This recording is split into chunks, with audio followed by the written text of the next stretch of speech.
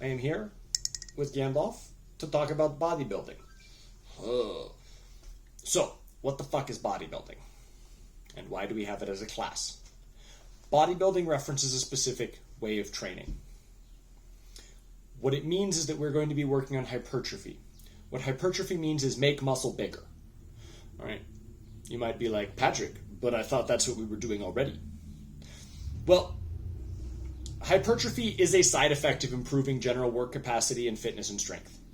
It is, however, not the primary goal of what we generally teach you in our classes. Our strength and conditioning classes are, unsurprisingly, for strength and conditioning. Also skill development, which we don't generally talk about, but what we're trying to do is make you perform better as a human.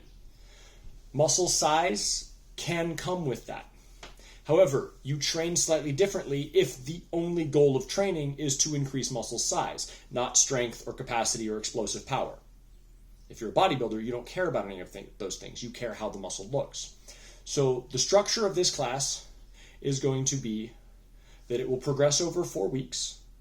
Each cycle before, you guys are very used to cycles. There will be 2 options every class. You are going to either pick upper body or lower body. And I highly recommend you pick one upper or lower and stick with it for the duration of 4 weeks. Bouncing back and forth will not let you net progress. Progress happens slowly in building tissue because you are generating new tissue.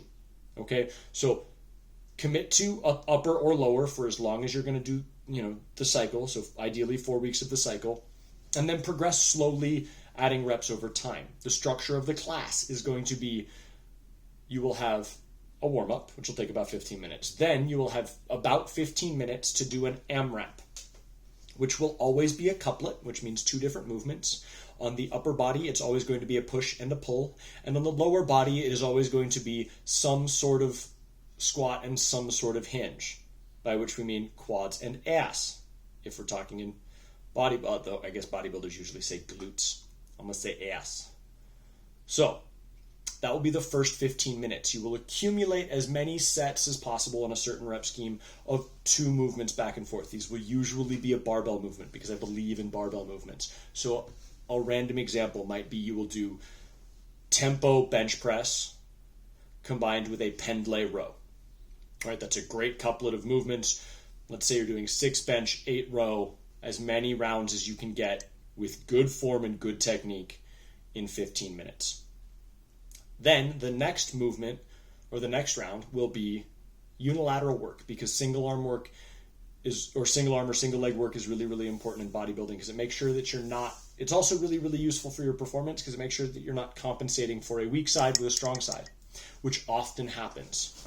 So that might be, if we're continuing the lower body, Bulgarian split squats and single leg deadlifts, something like that.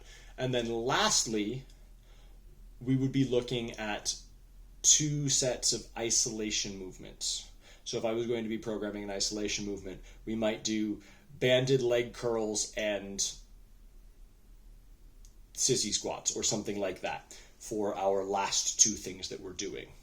And each one of these is going to be structured in a way that your goal from week to week is not necessarily to add weight, but to add reps and to make sure that you are really feeling the muscles that you are trying to work contracting. This is, I didn't actually get to use Gandalf at all. So what you get is Gandalf is going to lay down and he's going to Look, Gandalf bench press. Oh, it's gonna be an actual bench because he's gonna bench this water bottle. This is purely fan service. Gandalf's got it. I'm not touching it. It's all you, bro. Anyway, now Gandalf is swole, and you know what bodybuilding